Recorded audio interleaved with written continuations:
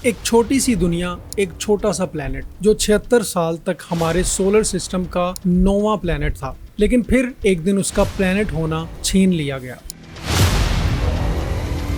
लेकिन असल कहानी इससे भी ज्यादा गहरी है। नासा का न्यू होराइजन मिशन जब 2015 में प्लूटो के पास से गुजरा तो उन्होंने कुछ अजीबोगरीब हलचल देखी और वहां से जो तस्वीरें मिली, जो डाटा आया, उसने साइंटिस्ट की सोच बदल दी। प्लूटो और उसका सबसे बड़ा मून दूसरे तमाम प्लेनेट से एक अलग ही तरह से रिएक्ट कर रहा था। प्लूटो का सरफेस कोई डेड रॉक नहीं, वो छुपी हुई ताकतों से भरपूर एक ऐसा सिस्टम है जहां ग्लेशियर्स भी है, वोल्केनोज भी और शायद गहरे समंदर भी। लेकिन 2006 के बाद प्लूटो प्लेनेट नहीं, एक रिजेक्टेड प्लेनेट बन गया। प्लूटो को हमारे सोलर सिस्टम की प्लेनेट लिस्ट से आखिर क्यों निकाला गया और साइंटिस्ट को ऐसा क्या नजर आया वहां जो नासा को इतना सख्त डिसीजन लेना पड़ा? तो चलिए मेरे साथ प्लूटो की उस खामोश सरजमीन पर जहां साइंस हर जर्रे को प्लेनेट मानने से इनकार कर चुकी है।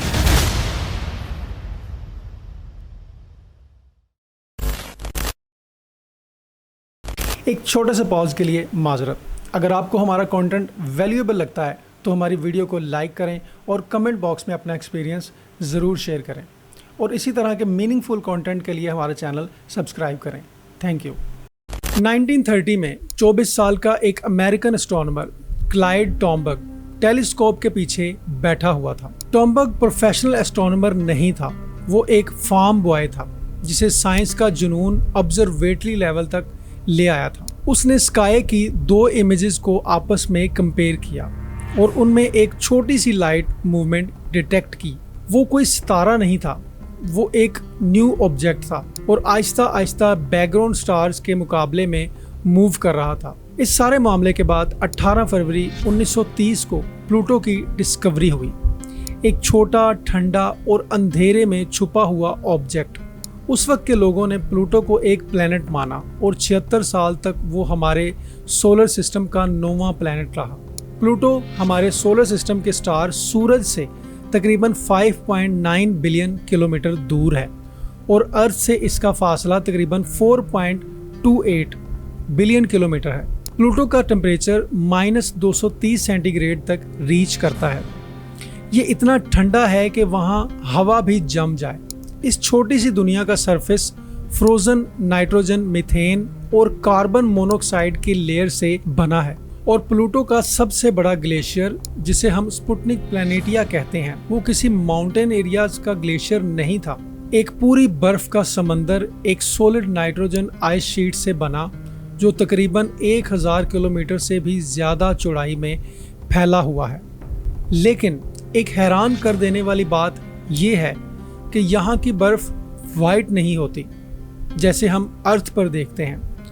प्लूटो की बर्फ होती है लाइट पिंक और ब्लूइश ग्रे कलर की और कभी कभी ब्राउनिश भी, क्योंकि यहाँ मीथेन और नाइट्रोजन के मॉलिक्यूल्स सूरज की अल्ट्रावायलेट रेडिएशन से रिएक्ट करते हैं और थोलाइंस बना लेते हैं। एक ऐसा कॉम्प्लेक्स ऑर्गेनिक कंपाउंड्स जो कि प्लूटो के सरफेस को एक कलरफुल एलियन लुक देता है। और जैसा कि आप जानते हैं कि साइंटिस्ट की सबसे ज़्यादा रिसर्च इसी चीज़ पर होती है, तो कुछ साइंटिस्ट का ये भी कहना है कि इन ग्लेशियर्स के नीचे लिक्विड वाटर यानी समंदर भी छुपा हो सकता है। प्लूटो के 5 मून्स हैं, लेकिन इनमें सबसे बड़ा और ख़ास मून जिसका नाम है कैरोन। कैरोन इतना बड़ा है कि उसका साइज प्लूटो से आधा है, यानी ये दोनों ऑलमोस्ट एक जैसे ही लगते हैं। और इस प्लैनेट की अब तक की सबसे अजीब बात जो मैं आपको अब बताने वाला हूँ कि इस प्लैनेट का ये मून जिसका नाम कैरोन है और प्लूटो एक दूसरे के अराउंड नहीं घूमते, बल्कि ये दोनों एक कॉमन सेंटर पॉइंट के गिर्द चक्कर लगाते हैं जो प्लूटो के अंदर नहीं बल्कि दोनों के दरमियान स्पेस में होता है। साइंटिस्ट ने इसे नाम दिया है बैरी सेंटर, यानी ग्रेविटी का वो मरकजी नुक्ता जहां दोनों बॉडीज की ताकत बराबर होती है। इस वजह से प्लूटो और कैरोन को डबल डिवार्फ प्लैनेट सिस्टम भी कहा जाता है, क्योंकि ये दोनों एक दूसरे के इतने करीब और बराबर हैं कि वो सिर्फ प्लैनेट और मून नहीं बल्कि शेयर्ड ग्रेविटेशनल सिस्टम का हिस्सा भी है। प्लूटो का ये सिस्टम साइंस के लिए एक रेयर और ब्यूटीफुल एग्जाम्पल है कि कैसे ग्रेविटी दो जिस्मों को बराबरी के साथ जोड़ कर रखती है। और अब मैं जो आपको बात बताने वाला हूँ इस प्लेनेट के बारे में, वो बात बहुत ही ज़्यादा इम्पोर्टेंट है। 2006 में एक अहम साइंटिफिक वाकया हुआ। इंटरनेशनल एस्ट्रोनॉमिकल यूनियन ने एक ऑफिशियल डेफिनेशन तय की कि प्लेनेट किसे कहा जाएगा। ये बस एक राय या वोटिंग नहीं थी, ये प्रॉपर साइंटिफिक क्राइटेरिया था जो पूरे सोलर सिस्टम को समझने के लिए जरूरी था। IAU ने कहा कि कोई भी ऑब्जेक्ट तभी प्लेनेट कहलाएगा जब वो इन तीनों शराइत पर पूरा उतरता हो, जिनमें पहले नंबर पर था कि सूरज के गिर्द चक्कर लगाता हो, अपनी ग्रेविटी की वजह से गोल यानी स्फीरिकल हो, अपने ऑर्बिट को क्लीन कर चुका हो, यानी उसके ऑर्बिट में उसके अलावा कोई और ऑब्जेक्ट ना हो। प्लूटो पहले 2 पॉइंट्स में बिल्कुल फिट बैठता था, यानी वो सूरज के गिर्द चक्कर भी लगाता था और अपनी ग्रेविटी से गोल शेप में भी था। लेकिन तीसरे पॉइंट में वो फेल हो गया, क्योंकि प्लूटो के ऑर्बिट में उसके साथ साथ और भी बहुत सी छोटी छोटी आइसी बॉडीज जो क्यूपिलर बेल्ट का हिस्सा हैं, यानी प्लूटो ने अपने ऑर्बिट को क्लीन नहीं किया। इस वजह से प्लूटो को 2006 में डिवॉर्फ प्लैनेट डिक्लेयर कर दिया गया। ये एक साइंटिफिक डिसीजन था ताकि हम प्लैनेट और नॉन प्लैनेट ऑब्जेक्ट के दरमियान क्लियर डिस्टिंक्शन रख सकें।